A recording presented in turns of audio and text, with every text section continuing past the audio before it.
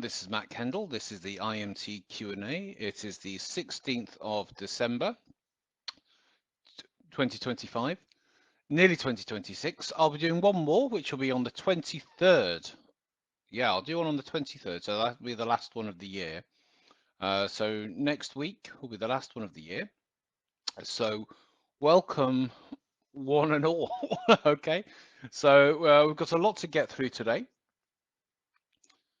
If you have any questions, please put them in the comments below and I'll do my very best to get to them. Like I say, I've got this going over a few different groups and stuff, but I will do my very best to get to them. So please do put your questions in the group and I will try and answer them for you, okay?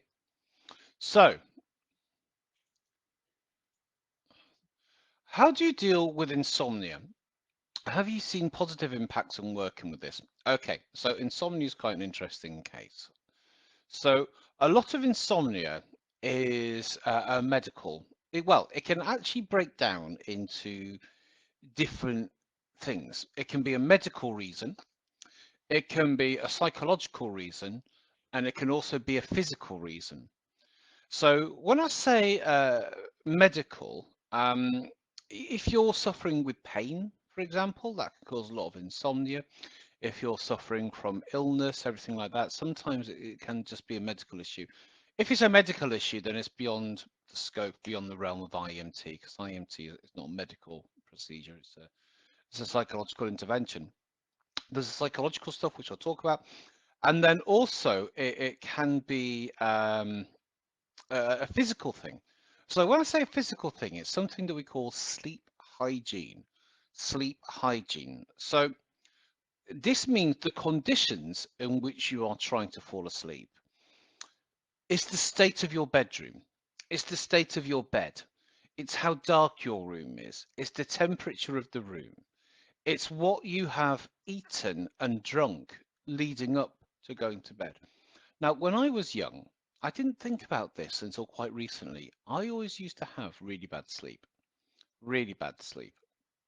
And every night before I went to bed, and this was like when I was like, quite young, my mum used to make me hot chocolate um, before going to bed. The worst thing you can do is have sugar before you go to bed. The worst thing you can do.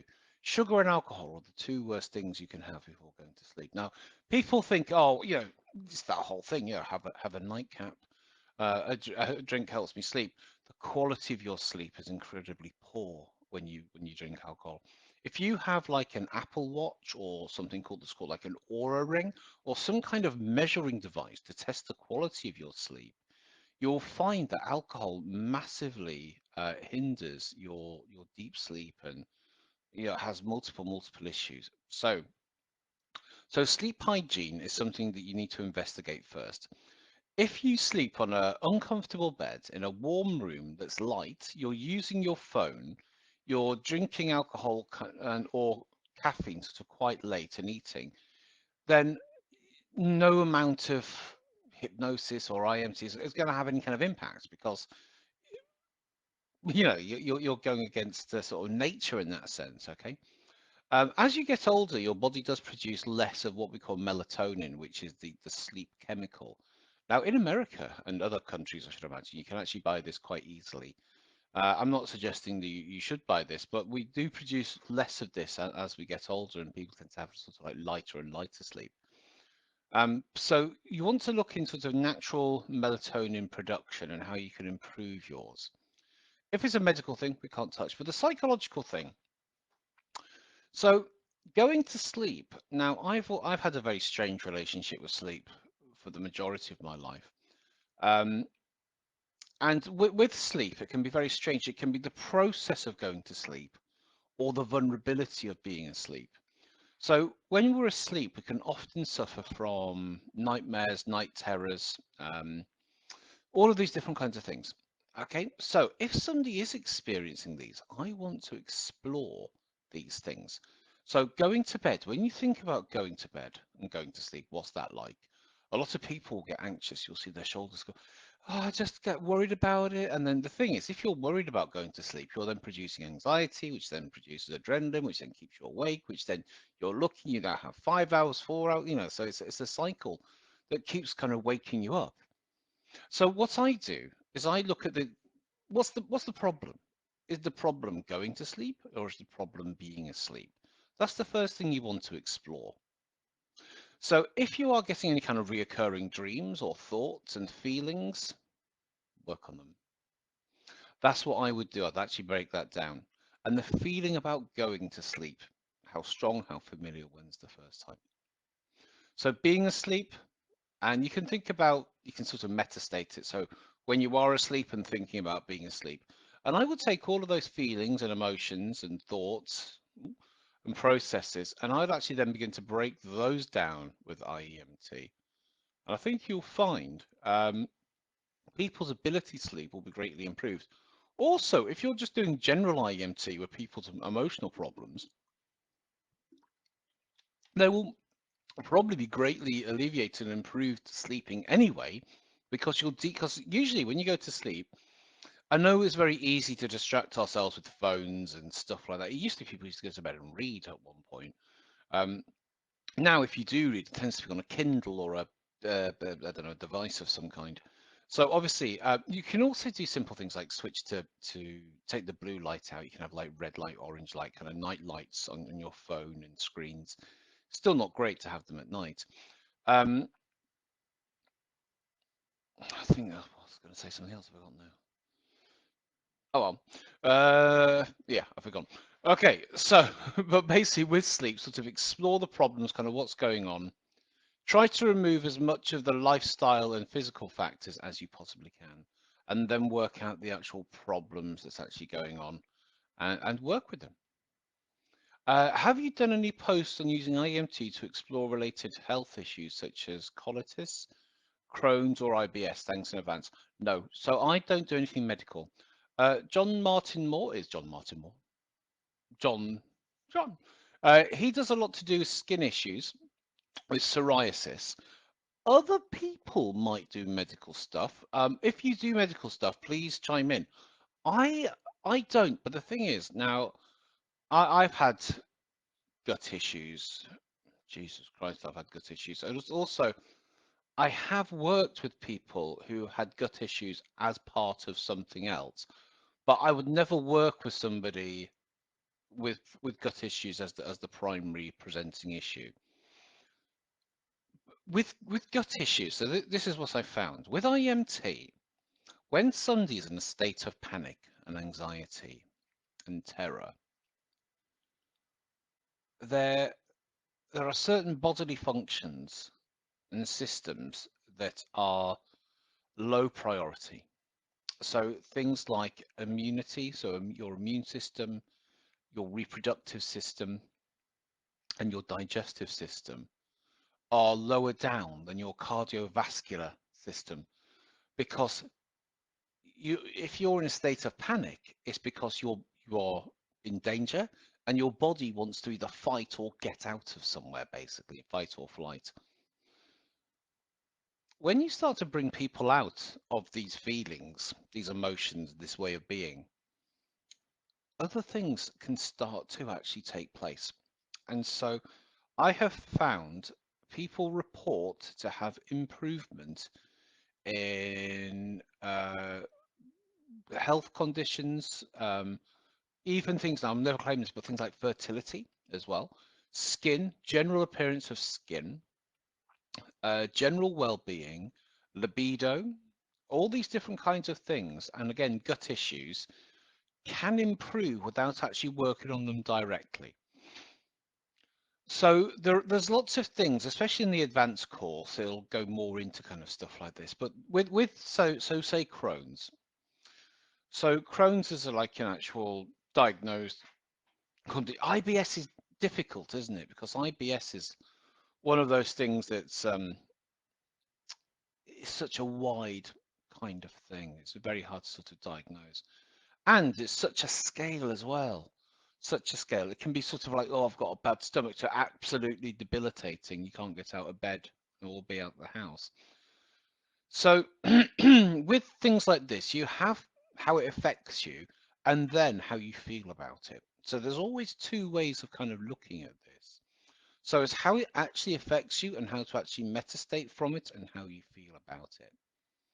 Now, there is some identity work that can be done around this as well, the person that has this condition.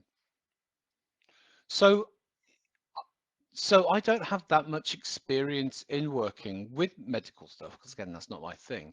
However, I have had clients who have reported improvements in medical issues when you're working on other things. I'd like to see a whole session or demo on addiction, and it's more complex. I have two old clients who are having professional support, would also like to complement this with IEMT. Okay, so first of all, we have to look at addiction issues. There's a big difference between somebody being an alcoholic, somebody being a drug addict, and somebody who uses their phone too much, right? These are very big. So, but addiction is just one giant big label.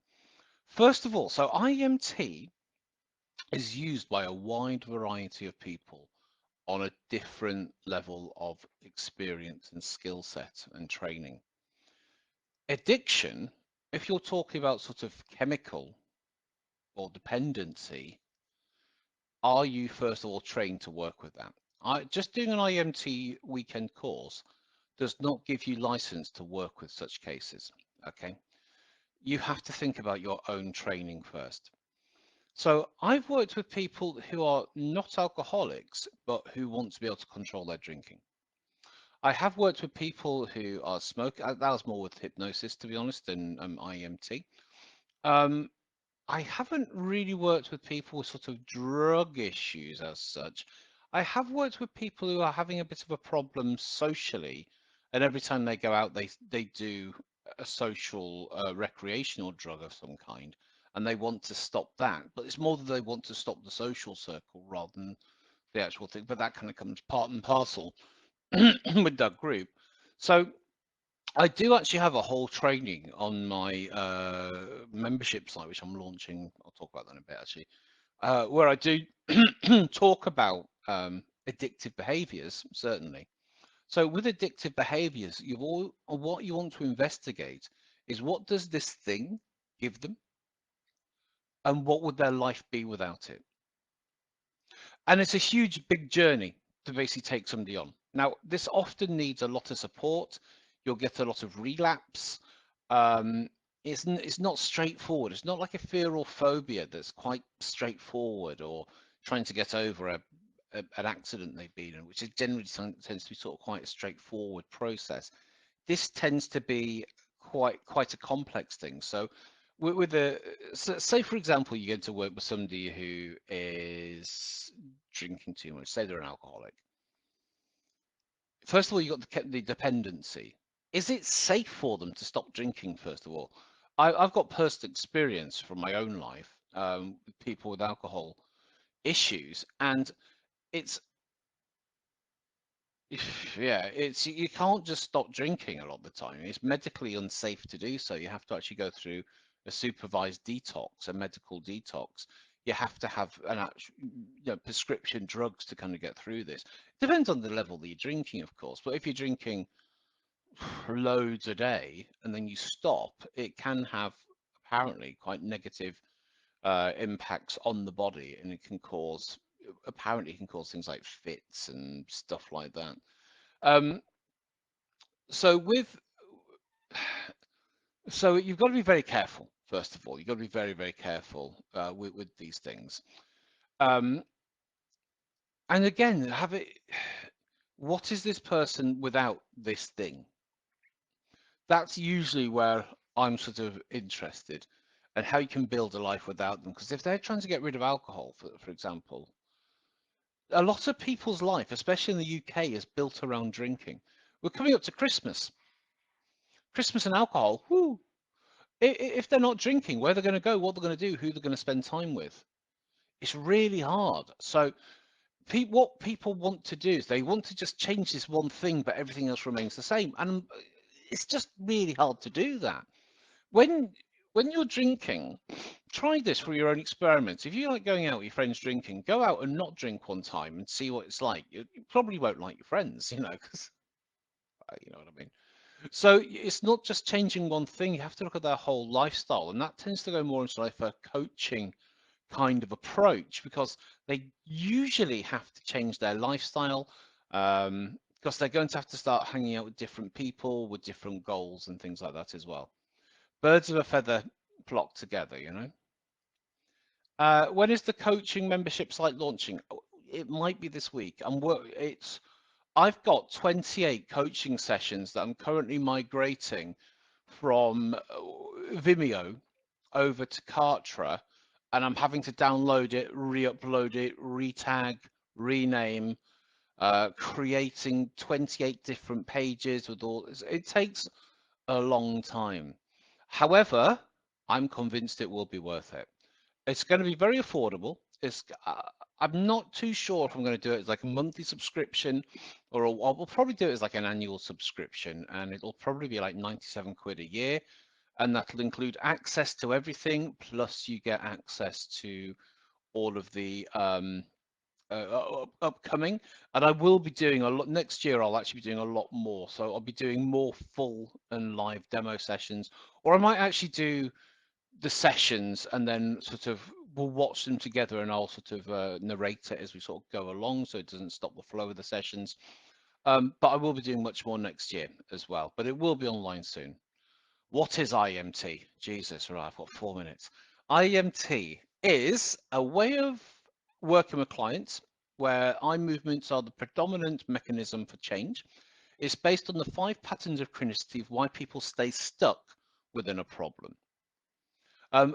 Moving somebody's eyes whilst thinking about something can really change the perspective and the experience of that memory.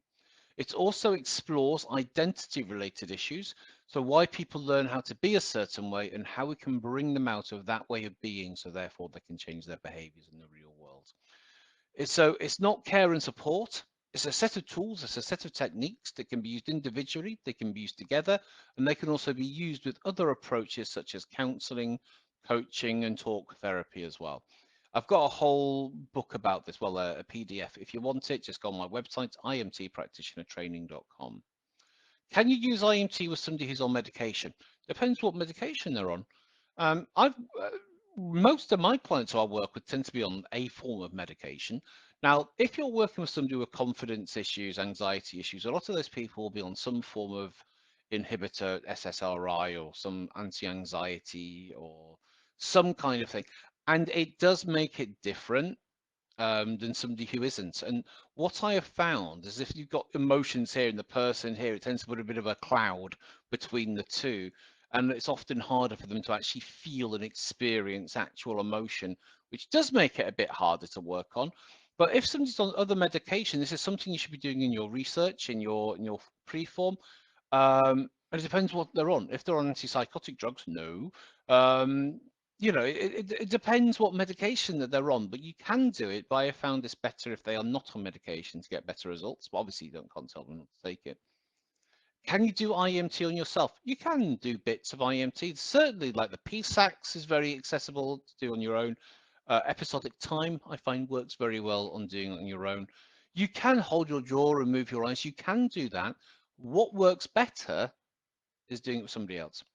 And there's a WhatsApp group of 150 people when you do the training. There's also, I don't know if they're in this group, 1,500 people, something like that.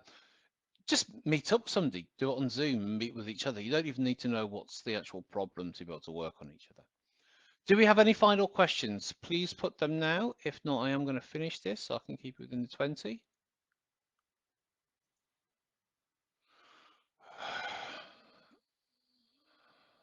Any other questions?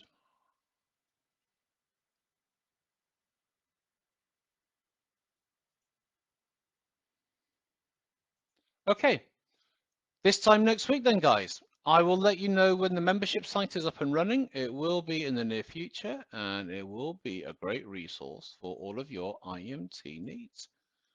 Have a great day.